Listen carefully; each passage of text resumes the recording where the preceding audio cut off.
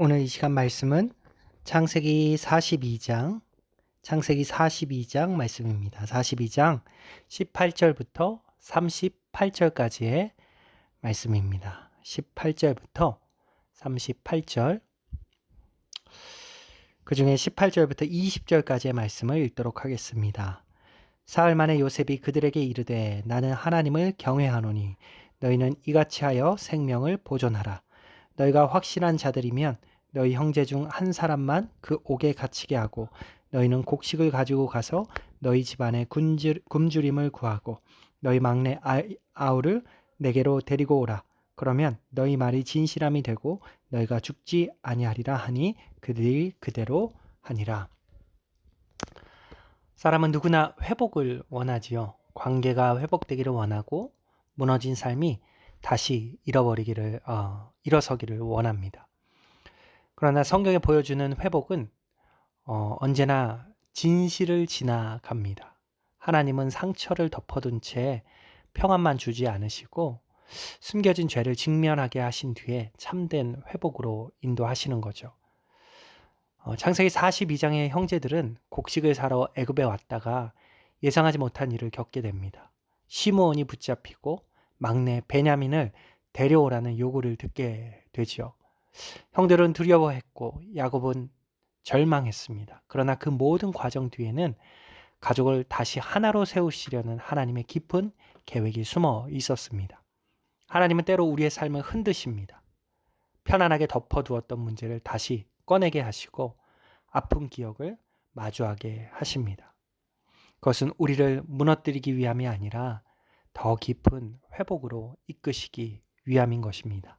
오늘 말씀을 통해서 하나님께서 어떻게 회복의 길을 열어가시는지 잠시 살펴보겠습니다. 첫 번째로 하나님은 살리시기 위해 우리를 새로운 길로 이끄십니다. 하나님은 살리시기 위해 우리를 새로운 길로 이끄십니다. 요셉은 형제들에게 한 사람을 남겨두고 막내 베냐민을 데려오라고 말하죠. 형들의 입장에서는 너무 가혹한 요구처럼 보였습니다. 그러나 사실 이 요구는 가족 전체를 살리기 위한 하나님의 계획 속에 있었습니다. 우리가 읽었던 20절을 보면 너희 막내 아우를 내게로 데리고 오라. 그리하면 너희 말이 진실하여 죽지 아니하리라 하니 그들이 그대로 하니라. 요셉은 단지 형들을 시험하려는 것이 아니었습니다. 베냐민을 통해 가족 전체를 애굽으로 이끌고 장차 야곱의 집안을 기근 가운데서 보존하려는 하나님의 뜻이 움직이고 있었습니다. 형들은 아직 알지 못했지만 하나님은 이미 그들의 생존과 미래를 준비하고 계셨습니다. 눈앞의 상황만 보면 두렵고 답답했지만 하나님은 더 큰 그림을 그리고 계셨던 것입니다. 하나님은 때로 익숙한 자리에서 우리를 움직이시죠. 편안했던 환경이 흔들리고 예상하지 못한 변화가 찾아오고 우리의 마음이 불안해질 때가 있습니다. 그 순간이 우리는 왜 이런 일이 일어나는지 이해하지 못하기도 하죠. 하지만 하나님은 우리를 살리시기 위해 움직이십니다.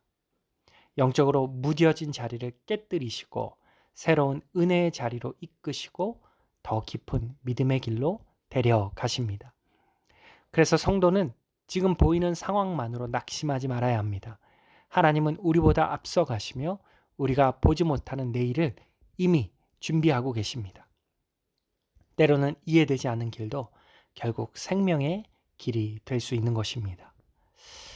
두 번째로 하나님은 숨겨진 죄를 드러내어 회개의 자리로 부르십니다. 하나님은 숨겨진 죄를 드러내어 회개의 자리로 부르십니다. 시므온이 붙잡히는 상황 속에서 형제들의 양심이 흔들리기 시작하죠. 그들은 오래전 자신들이 요셉에게 행했던 일을 떠올립니다.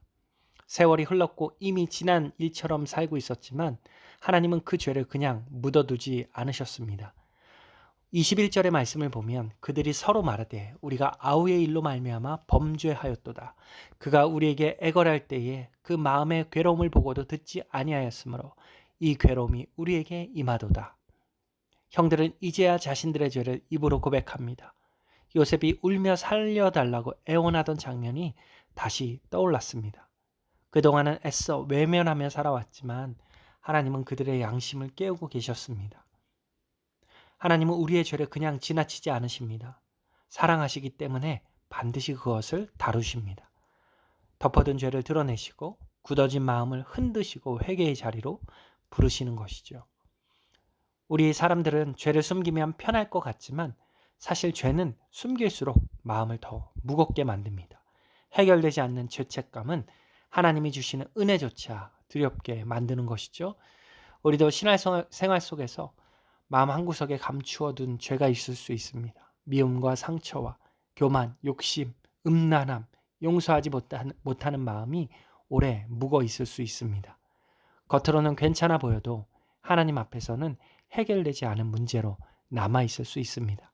그러나 하나님은 정죄하려고 드러내시는 것이 아니고 회개시키시기 위해서 그것을 만지십니다. 오늘 하나님께서 우리의 마음을 찌르시는 부분이 있다면 외면하지 말아야 합니다. 변명하기보다 정직하게 주님 앞에 나아갈 때 회복은 그 자리에서부터 시작됩니다. 세 번째로 하나님은 절망 속에서도 선한 계획을 이루어 가십니다.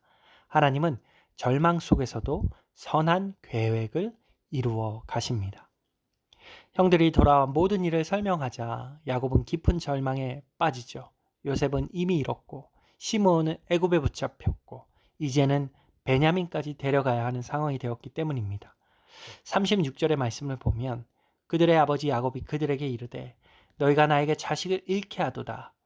요셉도 없어졌고 시몬도 없어졌거늘 베냐민을 또 빼앗고자 하니 이는 다 나를 해롭게 함이로다.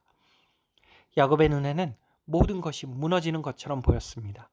자신이 가장 사랑하는 것을 계속 잃어버리는 것 같았습니다. 그래서 그는 절망했고 베냐민을 절대로 보내지 않겠다고 말하죠.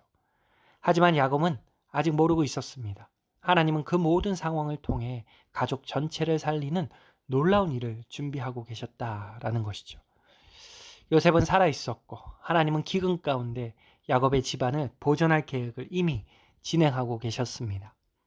야곱은 눈앞의 현실만 보았지만 하나님은 미래의 구원을 보고 계셨습니다. 우리에게도 모든 것이 무너지는 것처럼 느껴지는 순간이 있습니다.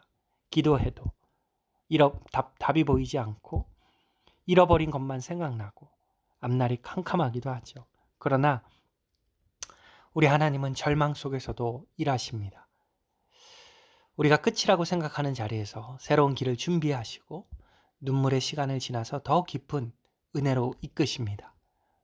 그래서 믿음은 지금 보이는 현실만 붙드는 것이 아닙니다. 보이지 않아도 하나님이 선하게 일하신다는 사실을 신뢰해야 하는 것입니다.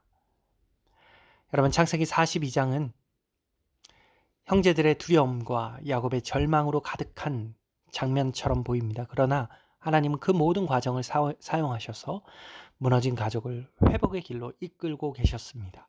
하나님은 기근 속에서도 자신의 백성들을 살리시고 숨겨진 죄를 드러내어 회개하게 하시며 절망 가운데서도 선한 계획을 이루어 가십니다. 오늘 우리 삶에도 이해되지 않은 과정이 있을 수 있죠. 그러나 하나님은 결코 우리를 버려두지 않으십니다. 때로는 아프게 다루시지만 결국은 회복시키시기 위해 일하십니다. 그러므로 지금의 두려움과 답답한 속에서도 하나님을 신뢰하는 저와 여러분이 될 수 있기를 주님의 이름으로 축복하고 소망합니다. 기도하겠습니다. 하나님 감사합니다. 우리의 삶의 기근과 두려움 속에서도 여전히 선한 계획으로 우리를 이끌고 계심을 믿습니다. 모든 것을 협력하여 선을 이루시는 하나님을 끝까지 신뢰하게 하여 주시옵소서. 절망 가운데 있는 성도들에게 하늘의 소망을 허락하여 주시고 무너진 관계와 삶의 자리마다 하나님의 회복이 임할 수 있도록 인도하여 주시옵소서. 오늘도 우리를 붙드시고 인도하시는 예수 그리스도의 이름으로 기도했습니다. 아멘. 이제 여러분 각자 기도하는 시간 갖도록 하겠습니다.